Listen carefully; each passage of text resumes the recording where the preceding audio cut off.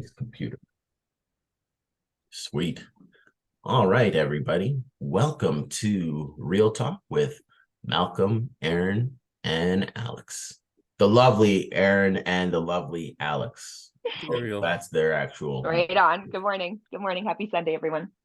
And Yeah. today on this episode, the reason why these three furry friends are up there or furry family members is because, today is with a heavy heart that we had to say goodbye to Nala, our Shiba Inu. And Alex thought that it was a good idea to have a conversation about, man's best friend, so to speak, or pets, or four-legged family members. So I appreciate that, Alex. That's a great idea. We had Nala with us for 14 years. Oh, nice. Just an Well, amazing sure, dog. sure, but nice. I know if I was a dog, I'd be like, you know how they count in human years? Oh, yeah. I mean, She's like, like, no, what, no, 90 something? yeah. Yeah. I'd be like, no, fuck that. Give me the real human years. No doubt, right? No doubt. What was wrong with? Was there anything wrong with her, or Absolutely. You can't really tell from the picture, but what ended up happening way is back. Nella the one in the middle? Yeah, Nala's this Shiba Inu, the little precious one. Okay. This is Archie. He's only 2.5, and then we have Otis, who's 3 years old. Archie, Yeah, I love when they have that playful stand like yeah. Oh, Archie has there. he's a riot. That guy is, the second that he wakes up in the morning, he is full tilt. I never have a bad day, like unless I'm sick, when I have these guys around, because that guy will never let me have a bad day. He is Wow. always happy, and he will, like, if I'm upset, he will find a way to do something ridiculous to make me happy or make me go, Archie, why? Like, he's always got me going. And then Otis he is such a protector to a fault. Actually, his soul is just so good. Like the fact that we no longer have Nala, he's not quite himself, so he's been sad. He lays in the front of the house sometimes looking for her, waiting for her. Granted, this only happened on Friday, but you can definitely tell emotionally he's a little bit different. And to answer your question there, Alex, in May of this year, Nala was fine. I brushed her teeth on a Sunday, and on Tuesday, we found that she was favoring her mouth, and we're like, what the hell? So my wife looked into her mouth, and there was this thing that was about the size of a eraser head that was just growing right inside her mouth on the side. Mm-hmm. And we're like, maybe it's something, maybe it's not. So we took her to the vet, and they're like, yeah, it might be an aggressive growing cyst or tumor. You fast forward to just this past Friday, that thing was so big. It's crazy because if you looked at her jawline, it was growing from inside here all the way up and out. So it almost looked like another tongue, but it was so big, and it was festering, and it was just Definitely affecting her quality of life, right? For eating and pain and all those things. exactly. It Yeah. right inside her mouth, and it's awful. And then towards the end, she was biting on it, and it was bleeding, and it was just awful. Oh, and Which your was there? pup again? What's your pup? Yes, Zeebo. Zeebo. Oh, Zeebo is so cute. Yeah, were the vets able to give her anything to, like, was she in pain or anything like that, or? Yeah, they had to give her. So every morning we gave her pain medication to try to mitigate the pain. But you know how dogs are, and animals in general, they feel pain in a different way. And even when they're hurt, they're just looking after their humans. It's unbelievable how they do that. Like, their own pain is inconsequential to them. as long as they can jump up and flip around and make mom and dad laugh or whatever, or chase her brothers around and stuff like that, she was fine. But like the amount of pain, like after, like even when it was bleeding, she might wince a little bit and then carry on what she was doing. But like if you saw my carpet before we cleaned it a little bit, it was almost like, there was a homicide happening all the time, because those tumors, they carry so much blood. And Yeah. bit them, it would just bleed, and it's kind of painful.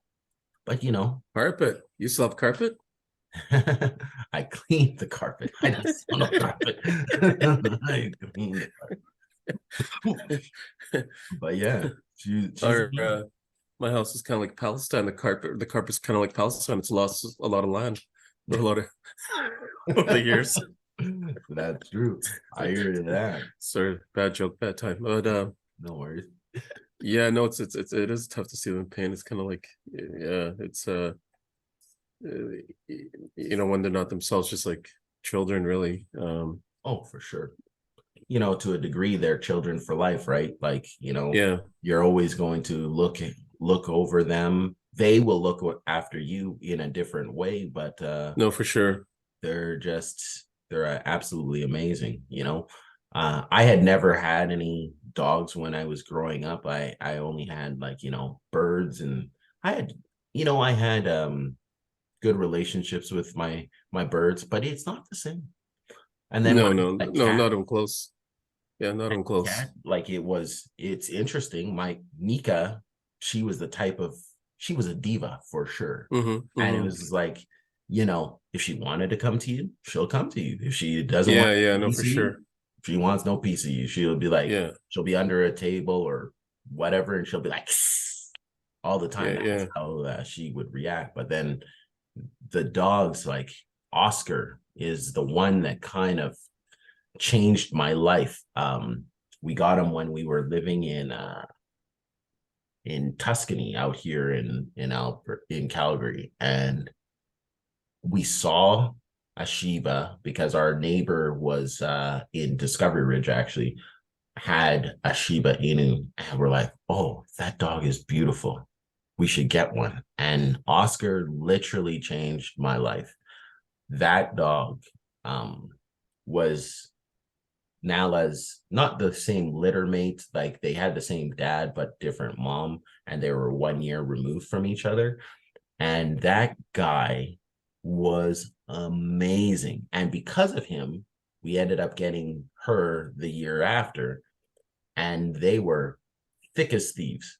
Like Oscar was a very relaxed dog. Like when we first got Nala, she was hilarious. She'd walk across this sofa that we had, and Oscar always had a tendency of laying at the back of it, and she wanted to play. She'd just jump on his head, make him spring up, and then they would chase each other around the house. So they brought us crazy amounts of joy, crazy amounts. It was unbelievable. And I mean, like I said, days are never bad when we had them around. And she was devastated in 2020 when Oscar also ended up with cancer. I was telling Aaron this, and he, being a Shiba, he was small enough, but he had like a tumor that was the size of an apple that was pushing against his pancreas. And you could imagine, one day we went on this crazy epic walk, and he enjoyed himself. He was happy and everything like that. And we all came home together, and because we went to like the Glenmore Reservoir and walked around and really just had an amazing time. And the following day, that tumor was pushing so hard against his pancreas. I don't know if you've ever seen a dog have a seizure before, but it's not pretty. Really? We went out to the front in the morning, like I always did, to let them do their business, kind of everybody wake up in the morning. And poor Oscar, his whole body was flailing. flailing. And his eyes were going open up, go open, close, open, close. And he was panting like crazy. And I was like, what's going on, Oscar? And he keeled over. I've never seen a dog just like fall right over. And he fell over. And I was like, LJ, there's something going on. We need to go get him looked after. And that was like September 2nd. And September 7th, his little body couldn't take it anymore. Like he went through 3 operations. The veterinarian was like, you know, anytime we handle the pancreas, it's not a good sign. And they had to peel the pancreas off of this tumor because the tumor was so big and so hard that it was flattening out his pancreas. And what the pancreas does is it regulates sugar. So the poor guy, the reason why he was having seizures is because he was having a high and a low. So when his sugar was way low, that's when his body started having fits and everything like that. And they had done those 3 operations, and they were going to transport him from one facility to one that was more downtown, because hell, the facility that we were taking him to was like, you know, an hour away in Calgary. So like that was like the equivalent of like, you know, I live in the Northwest, it's all the way in the Southeast. And they said, hey, you know what, this is during COVID, so you can't visit him.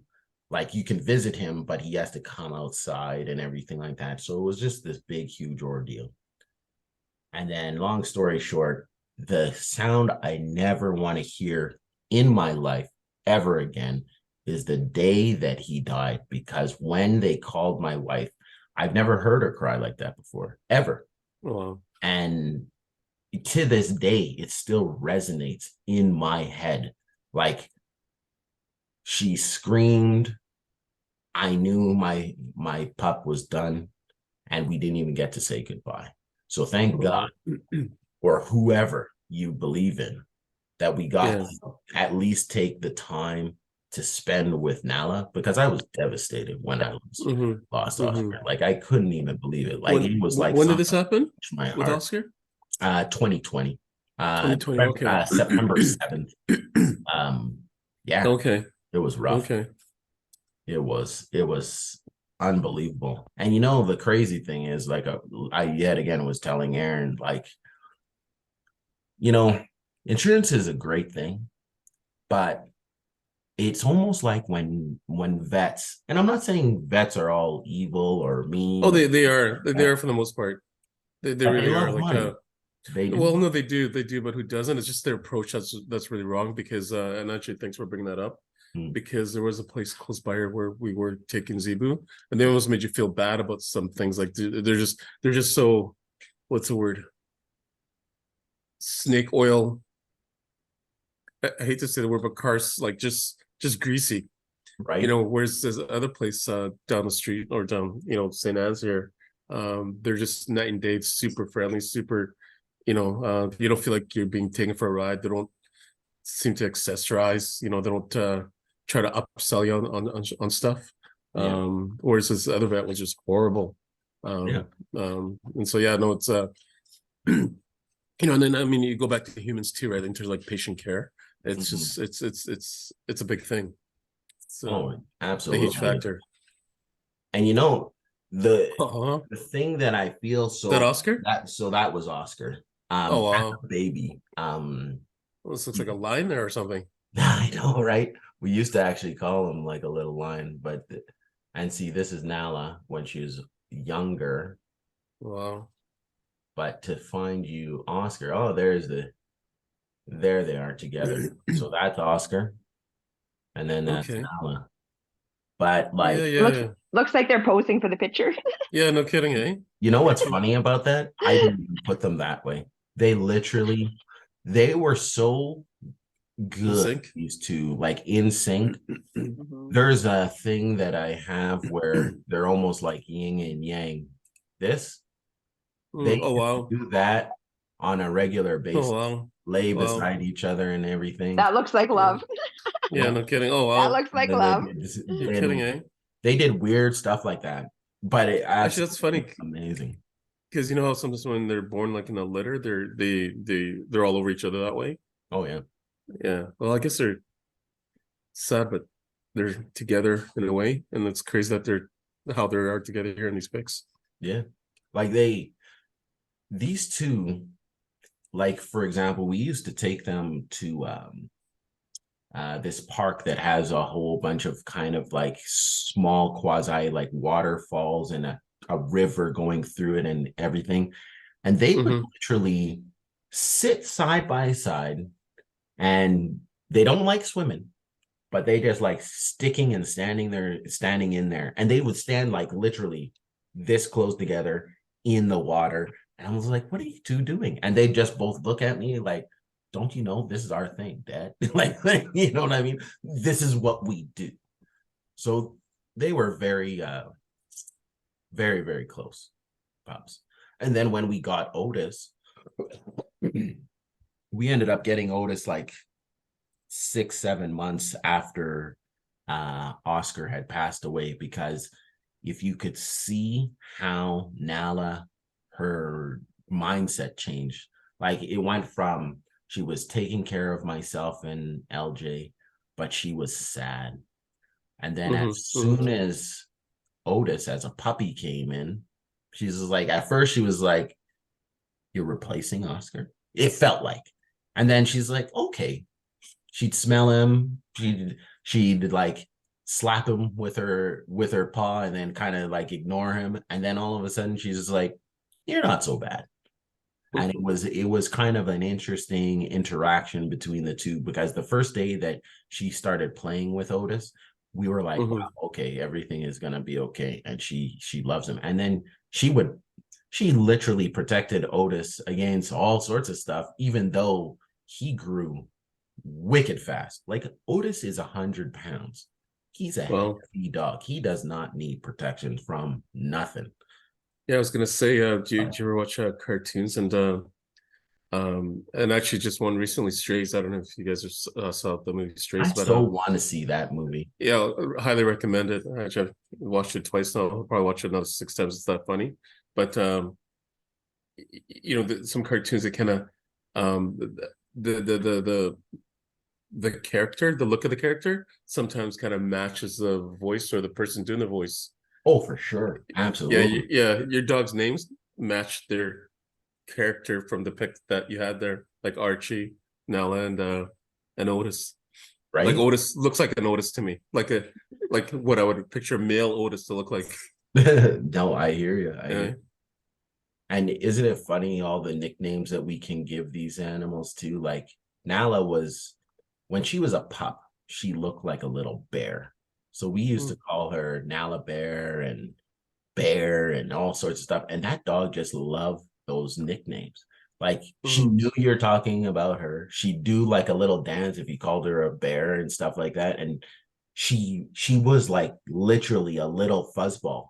And we used to call like Oscar had so many nicknames like Le Petit Monsieur, and Oscar was Oski and stuff like that. And he just like loved those nicknames.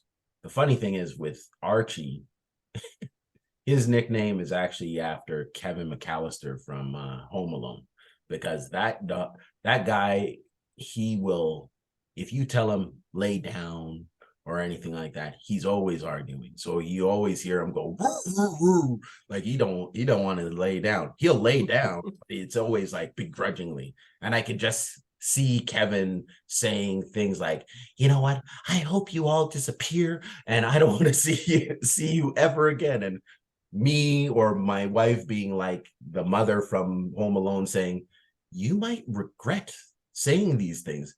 And every morning he kind of resets, but he is definitely Kevin McAllister. Like he's so sweet.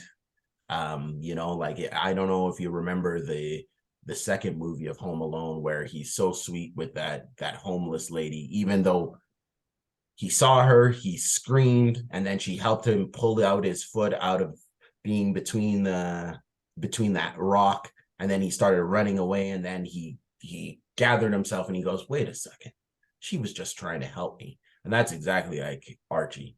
Archie will know that you're helping him and he'll act out. And then all of a sudden he'll turn around and he'll be like, wait a second, you know, and he'll give you nothing but love, which is kind of amazing about that dog. So yeah, that's his nickname is Kevin. Anytime he misbehaves, it's like Kevin. And then he'll look up at you and he has one ear that he'll always curl down and you're like, oh, you knew you were doing something wrong, boy. And then he'll either run and hide and, you know, kind of go to the third floor of the house kind of deal to like disappear. And then he'll come back down and he'll be like, I'm good. I love you. And he'd be so sweet. So sweet. They have so much personality. Yeah, they do. It's kind of wild. Yeah. Actually, yeah, it's funny. I always say this, and I feel like humans can learn a lot from dogs in terms of just unconditional and peace. Oh, absolutely. Like, I mean, you know, I think dogs, it's almost like thinking of Friday, the movie, you know, son, we use this and this. That's how dogs think, you know, they'll hash it out and then they're good. It's just human intervention, which would be like, you know, the dog fighting and stuff like that, but their balance is amicable. Maybe they might be, what's the word? They might be curious or shy or uncertain. But well, they say dogs don't really have yeah, they say dogs don't have bad feelings. Like they just react from our emotions, apparently, which really it doesn't make sense to me, only because to me, they obviously love food. That's a feeling. You know what I mean? They love joy. That's a feeling. You know, they come greet you at the door. That's a feeling. So, you know, but I still can't wrap my head around it because they say internally they generally don't feel bad about shit. Like say the rip your cut apart, they do not feel bad. They'll react to you like, you know, Zeebo don't, or, you know, hey, what'd you do? Like, you know, if you're upset, they know that. So they'll react to you, but really don't give a fuck. Yeah, exactly. Like they're like, I did a good thing, didn't I? Like I might have tore up. Well, the things they do know, if you chastise them though, they're actually pretty smart in that way though too. Not to, I mean, some will do it again just like a human being would, but some won't. Like most no. Like for example, now I can leave the front door open. Zeebo will not go out that front door. Nice, right on. Yeah, that's a learned behavior. He's like, wait a second. Yeah. No, I remember how bad it was when I went. Exactly. You know what I mean? So just brilliant minds in that way. Yeah, they have a great memory, and I know that they are more sensory than we are, right? Like they take in all the senses. Like smell is very strong for them. This second that we gave Otis a sniff of Nala's collar, he laid down. You know what I mean? He understands that kind of thing. That smell is not going to be here anymore. It's just they're so remarkable how in tune they are with humans, and they're just really raw. I can't live. I don't think I'd live life ever again without having, you know, at least one of them around, kind of deal. You know? True. It's really hard to go back.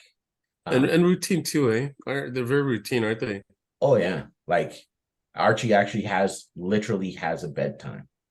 Otis doesn't have a bedtime because that works for him, but it doesn't work for Archie. So it's like, it's one of those things, like, you know, they get us regimented. I know that it's around 11:30 at night when Archie is acting a fool and he's kind of cranky and he needs to go to bed. You put him in the kennel, he goes to sleep, and everything is right in the world. And then, you know, well, okay, the next, like, unless I have work to do at night, you know, I know what the next step is like finish whatever work I have to do and then go to sleep, because they have regimented me as to, okay, this is what happens. Like on Sundays, we're going to go on a walk, and those guys are basically probably ready right now. You know, in 25 minutes, they're going to eat their food and they're going to have dad take them for a walk. And I go on you know, for me, it keeps me healthy because I mean, I'm always Mm-hmm. walking. There's not a time where like I don't like them going to the bathroom in the back. Like if I'm sick, fine, they can go into the thing. But as long as there's breath in my lungs and I can actually go and walk and go outside without like hacking up my lungs, I'm walking them. You know what I mean? Because Mm-hmm. it's not that I don't want to clean my backyard. It's just that their urine and their poop kills my grass and I want to see green grass. Right. So I go and take them out, right? That's important to me and it's important to them because then they get out and see, the neighborhood and then, they might Mm-hmm. go and guard something. They're just remarkable. The way they just look after us without No, very true. even knowing, right? So it's No, awesome. no, very true. No, very, very true. Aaron, do Very you have true. any animals or did you have any animals, dogs, cats? Yeah, I have in the past, but I don't right now. But Gotcha. I understand about I think too if dogs definitely will get you outside. What you're just saying, I had a yellow lab, so he was a puppy and he was and I was his mom and I was scared of dogs. But we ended up getting yeah, but we ended up getting along quite well. I took him through all the lessons and these kinds of things. I would train myself. But I do think that dogs will provide a lot of joy to your household. It will bring families together. It gives everyone can have a little purpose with that dog. There's cuddling time. You're never home by yourself. There's always somebody excited to see you. Yep. And so I can see the huge reward in having a family pet. And I love it. I love it. I love to hear that people do that. And I know when my kids were little, they wanted a dog, but I had to say no because there's no way. And yet, there probably was the huge benefits in there, but I just couldn't fit it in my schedule. Oh yeah. So yeah, I really do appreciate people that take a look at when I got my dog, we got it from a breeder Nice. because it was a specific, but I know that there's a fair share of dogs sitting at pounds and what have you that need someone to love them and walk them and even go volunteer at the shelters because there's a lot of dogs that need care. And what you're saying, and Alex and myself, they'll give you back the gift of reciprocity. They'll love you no matter what. Oh, They'll love you no matter what. 100%. Especially if And they're a rescue. I don't know. Those guys seem to be some of the most loving animals I've ever seen. Like, granted, Nala, Oscar, and Otis are all, well, Otis is not a purebred dog. He is an actual specialized mix, Pyrenees German Shepherd. That's why he's so large and he has the jowls and the floppy ears and stuff. But Archie is a rescue. He was found in a box with a whole bunch of other dogs, just in crazy enough in Airdrie, in a field in the cold. wow. So they couldn't even defend for themselves. So this person just put them in a box. Like, I mean, I don't understand how far, like if you went that far to put them in a box, why wouldn't you just take them to the SPCA or some sort of like, pound or kennel or something and leave them? But they left them in the field. Anyways, you know, he brings so much joy, even though he's a little bit off, which we feel that it might be because, He's been abandoned, he was starved. abandoned and stuff, right? They're amazing. Like they all need a home. They really do. Mm-hmm. Um, Mm-hmm. I wouldn't recommend the rescue agency that in which we use because I can tell you guys like um the chip was the wrong chip.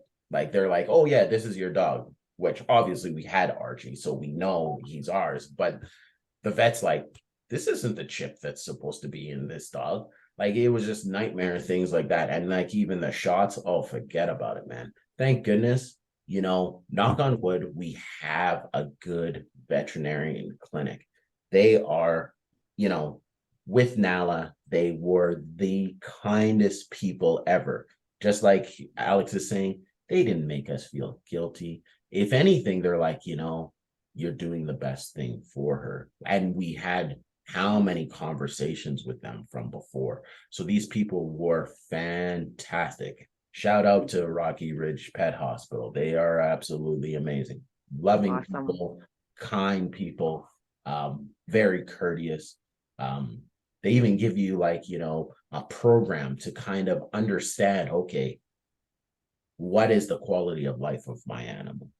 Like all these little things help so much because it's a devastating decision to kind of make to say goodbye to them, especially if you know, for most part, they're probably okay. But the thing that we as humans have to realize is sometimes their threshold of pain is so different and they will do things just because they know it brings joy to their human. I've never seen no human being even does that, but they do all the time. Somebody even told me, you know, they were joking, but I didn't find it very funny. But they are right in the regards that you could literally beat a dog, and because they've known you for such a long time and you come back to them, they're so overjoyed because that's what they know. You know what I mean? Like it's just they boil things down to simplicity, which is unique and beautiful. Um, I would never beat any of my dogs, but I mean, like people have been known to do these things, and I always wonder, like, how come all these dogs have Stockholm syndrome? Like it's unbelievable, but they literally do. They will, Mm-hmm. like, even if Well, again, bad yeah. dog parent. Well, again, just like humans, you know, there's discipline and then there's abuse, right? And there's I wouldn't say a fine line, there's a hard line. You know, it's not a fine line, it's a hard line, Oh, for right? sure. And again, I don't know how, you know, I can see how someone might want to discipline or have to discipline something or someone they care about to keep them from themselves. Mhm. But I can't understand how someone can abuse something or someone that they apparently care about. Like it just Yeah. doesn't make sense because, you know, abuse is basically inflicting, you know, yeah, I know I was spanked as a kid, but I, you know, think I was better for it because I knew damn well I was hard-headed and I need that spanking to, you know, get it through my thick skull. Whatever I was doing wasn't cool. That being said, there were times when it was unwarranted. But that being said, you know, I spanked my kids when they're smaller, Yeah. and I mean, it never felt good. You know, you know, but that being said, I'm not one to kind of keep repeating myself either. You know, you want them to be well, and that way you can not stress about them doing stupid shit that might hurt themselves. And so, Yeah. but yeah, no, I'll never ever understand that people how they can harm a dog or harm anything really for that matter. Yeah. But you know, there's something to say about those kind of people. Like either A, they're continuing a cycle of abuse because they were abused before. And just like you said, there is a definite hard line between discipline. Discipline to me does not come from a place of hate. It comes from, hey, you're not being aware of It's a place to what, love, absolutely a place to love. Yeah, and I mean, you know. you know, here's where again, depending who you are, and here's where it's so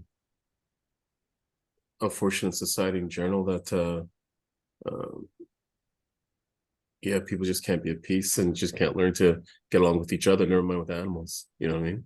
Right. Yeah. And a lot of people get along with animals better than get along with humans, right? Oh, for sure. No, for sure. But again, that's So, you know, that's a humans, testament. we have to be able to communicate with other humans. No, you know, you're We have 100% to, right there, and that is just so bizarre, you know, how that is yeah. because I know in my own household, everyone's got a better connect with the dog than we do, I think, than we do with each other, or the dog, you know, probably gets um some type of attention or acknowledgement from others, from everybody, whereas not everybody always acknowledges each other. Um, Mm-hmm. um, Isn't it um, wild? I think on a daily basis, I probably have more of a conversation with the dog than anyone else in this house.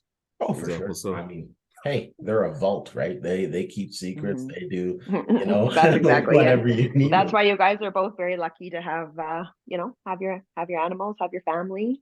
Absolutely. Unconditional love goes a long ways, you know. Oh, it does.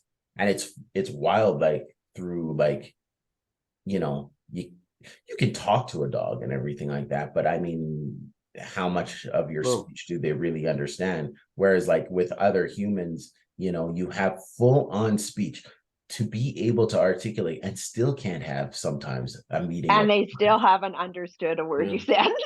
right. And I thought we were Mm. speaking the same language. Yeah, Amen. Isn't that the truth? yeah. So It's yeah, just like I think it's important for people to enjoy love. If an absolutely. animal does that for you, Mhm. you know, that's great. And they will bring you love, and they'll bring you joy, and they'll bring you getting out on your, you know, on your walks Mm. and all those kinds of things. It's And, awesome. and what Erin forgot to say, Malcolm, is that she is a doggy granny. Ah, she's a doggy grandma. Right on. Nice, nice. Hey, there's Oh always yes, I am. Of course. Oh, Yeah, yes, you sometimes are, I of forget. course. Yes, of course I Yeah, am. Yes. Yeah. So I yeah. had my own dog, Pino, Finn, hello. many years ago, but he was with his doggy dad. Yeah. But Pino, our little dog, that's my daughter's dog. After how many years, Alex, she finally gets a dog. Look She's at how been she lights asking her up. whole life. Look at how she Yeah. lights See, up. well, anytime you want to talk about, yeah. But see, Pino lived with me for a while, me and my daughter in Sliden. And then they went off and, you know, started their own life together. So, I just forgot all about Pino. no, yeah, isn't that terrible? You know, like Pino, like the Pino wine. Grigio. Yeah, Nice. like so that is very true when I get mad at her, and you know, because like she misbehaves. She's misbehaved sometimes. Mhm. I don't like her. I don't like her doing some of the things she does. Neither does her dog mom. You know, so keep You on don't do trying to the work same with thing her. to Pino that you did to your daughter, do you? What? Love her? What? Yeah. That's it. Which one? Disciplining her through Oh love. yeah, yeah. But yeah, no, I that you know, I What so did you do to I Kaylee I again? get. What did Kaylee say you used to do to her? Is this when we were in Winnipeg? Well, Kaylee, I was with Kaylee and Alex was there, and she said to Alex, "Yeah, my mom used to go." Classic. Classic. And so when I laugh because you know, my grandson thinks I'm strict sometimes, often, and people that I work with think I'm firm and that I'm, you know, some things, and I'm like, listen, I'm just like, I just expect things to be like a certain way, right? So don't ever piss me off because I've been pissed off not too many times, but like my daughter remembers me being pissed off. She's like, you used to go. That's classic. And I almost kind of remember doing that because, you know, as a mother, Mhm. there's lots of standoff moments, I'll call them. Oh yeah. Fucking standoff fucking moments with yourself, with your work, with your bills, with kids, with kids' Yeah. teacher, you know. So, you know, Hey, and sometimes I'm it pretty wants sure that. I said to you, Alex, you're lucky that you know me now and I'm a little bit more easygoing, you know. Yeah. I'm trying to be. I'm trying to be. But yeah, no, dogs will bring you a lot of joy. Unfortunately, you probably will outlive them though. That is the difficult thing, and that's why we have the Yeah. rededication of your Yeah. dog. Yeah. So you know, they don't have the same lifespan because they live in dog years and we live in human years, but they You know do what? bring memories and they bring joy to your children. Your Oh, children will know and learn how to care for something other than themselves, which is very important. yeah. Very, very important. If anyone wants to listen to Huge anything I say responsibility. today, it's important to look after something and know how to look after something other than yourself. It will help you look after yourself also. Oh, And when Yeah, you absolutely. you know say what? a man's best friend, it's true. Unconditional love, cuddles, petting, you know, they will bring whatever brings smile to you, you know, do that. But also pick up after your dogs because I hate going to the park with a not like and walking in dog shit. So Oh, I wouldn't mind if people would actually pick up after their dogs. yeah. I don't go around shitting on people's yards. Well, I try not to, anyways. You know, now that the global pandemic's over, the bathrooms are back You just go open. Oh, in So, public. You just go in public yards. well, you know, at the time, just in case someone has a video of me having to use the bathroom outside or something. you know, as things come back to you, Yeah. you know, I'll because send you like, the video. you know, I'll send you the video, Malcolm. yeah. Right on. Actually, if we want to get famous on YouTube, you might as well send it out on the podcast. Maybe people will watch it. Wow. And on that note, this comes the conclusion of another great episode of Real Talk. I appreciate you guys letting me talk about the pups.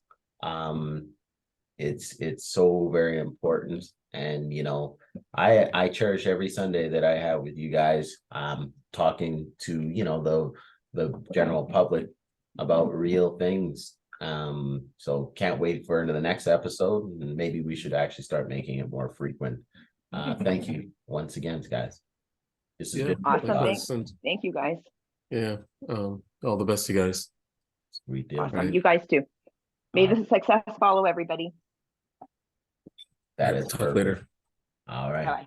Take care, guys. Bye. See you.